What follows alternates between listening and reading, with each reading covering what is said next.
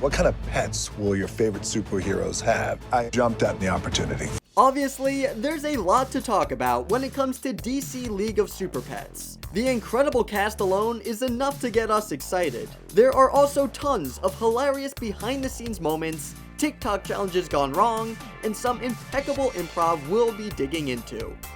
Number 1. We love to see it. Vanessa Bayer, who voices PB, isn't afraid to do a few improvised moments for the sake of comedy. When I was really going off about how into Wonder Woman I was able to sort of just riff and riff and riff. The director, Jared Stern, gave Vanessa a lot of freedom when it came to the comedic aspects of her character. When it came down to finding PB's voice, her love of Wonder Woman was the driving force behind it. She even showed up to record in a Wonder Woman cape and tiara. Honestly, she's exactly like me. Oh my gosh, Wonder Woman has sat like right where I'm sitting. Number 2.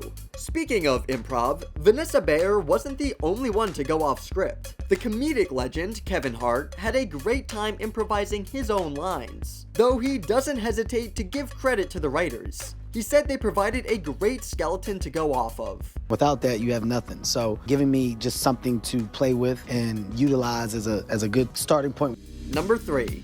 Unless you're Kevin Hart. I think I probably did all of my stuff 20 minutes. Though everyone else spent hours in the booth, the actors did enjoy their time recording. Seeing the end result is a big part of the reason why Kevin actually prefers voicing animated characters to real-life studio acting. He particularly loves watching his character come to life. Things that are unexpected that they add from your actions when you're in the booth, there's nothing more fun. Number 4. Speaking of the booth, let's talk about where the voices came from. The voice comes from here, deep down in here. You can't explain it. It's like an X factor. The actors were given direction from Jared Stern on how to find and capture the voice of their characters. Obviously, Keanu Reeves absolutely killed it when trying to hone in on his Batman voice. His Batman and his Batman voice. I am the Batman. It's iconic. Number 5. Bromance, anyone? When Dwayne Johnson talks about his character Crypto's relationship with Ace, voiced by Kevin Hart, he definitely gets a little bit sentimental. It's honestly not too dissimilar to the relationship that I actually have with Kevin. They truly know each other so well that it's easy for them to bounce jokes off one another. We know each other's cadences, we know each other's tones. I think that there's a nice little comedy seesaw. Number 6.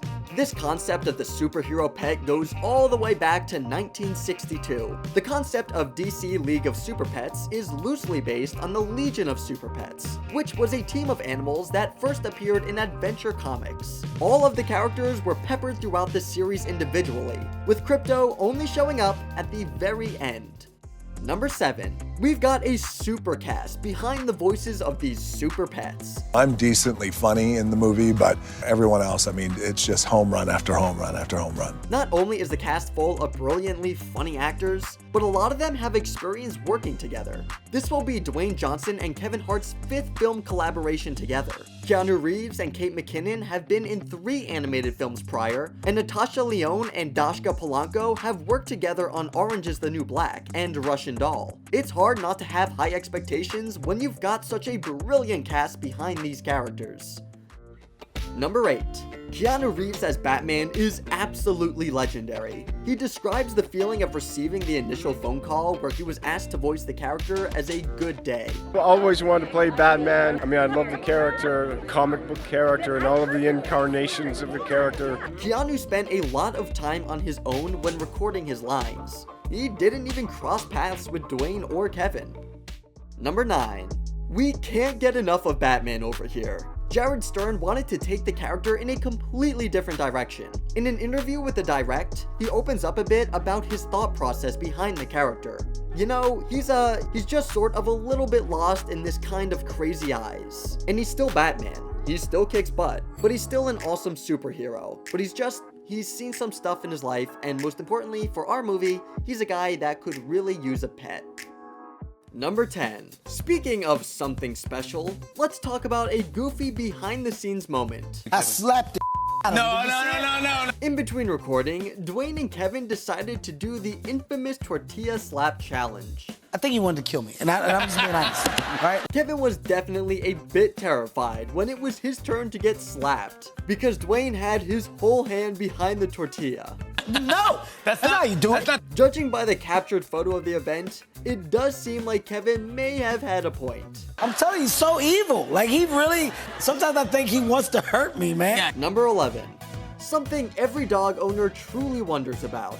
When preparing for his role as Crypto, Dwayne had just come off of filming Black Adam, which really helped him get into the superhero mindset. Kevin took a bit of a different approach. Kevin's used to licking his own anyway, like dogs. Aside from that, Kevin utilized his own dog's unique personalities as part of his research. I talked to him, I got a response, and it put me in a place mentally where I was able to step into the world of Ace. Number 12. Definitely the cutest villain we've seen on screen yet. Kate McKinnon's inspiration behind her adorable antagonist comes from the movie Lady in a Cage from the 1960s. She's like, I am trapped in small private elevator. In case you haven't seen the film, definitely check out the trailer at the end of this video. I thought, oh, an evil guinea pig would probably sound like that. I am trapped. Number 13. We're not talking about the breakfast kind. The character, Waffles, is actually a pretty big deal because he's voiced by actor Sean Lee, who will now be known as the first Malaysian actor to voice a character in an animated DC film. In an interview with August Man, we learned a little bit about how Sean Lee pictures Waffles' backstory. He created a backstory for the character by envisioning Waffles as a brutally honest dog hailing from Subang Jaya, Malaysia. As a Subang boy himself, he knew he had to put his own spin on the character, embodying the perfect Malaysian dog.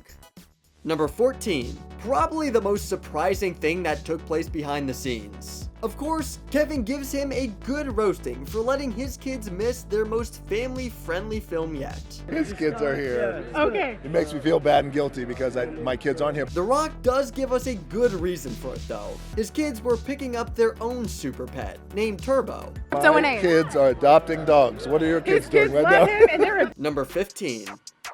Yes please. There were actually a lot of concepts and characters that were cut from the final film. In an interview with Screen Rant, Jared Stern talks about using those scrap sequences for a potential Super Pet series. I was like, but that will be good for a sequel if we ever were so lucky to have one. So yeah, there definitely is stuff, and there's a ton of amazing, fun animal characters in the DC canon, and we couldn't fit all of them into this movie. Clearly, this movie speaks volumes because of its all-star cast, the incredible chemistry between Kevin Hart and Dwayne "The Rock" Johnson, and the dedicated storytelling from director Jared Stern. Which super pet are you most excited about?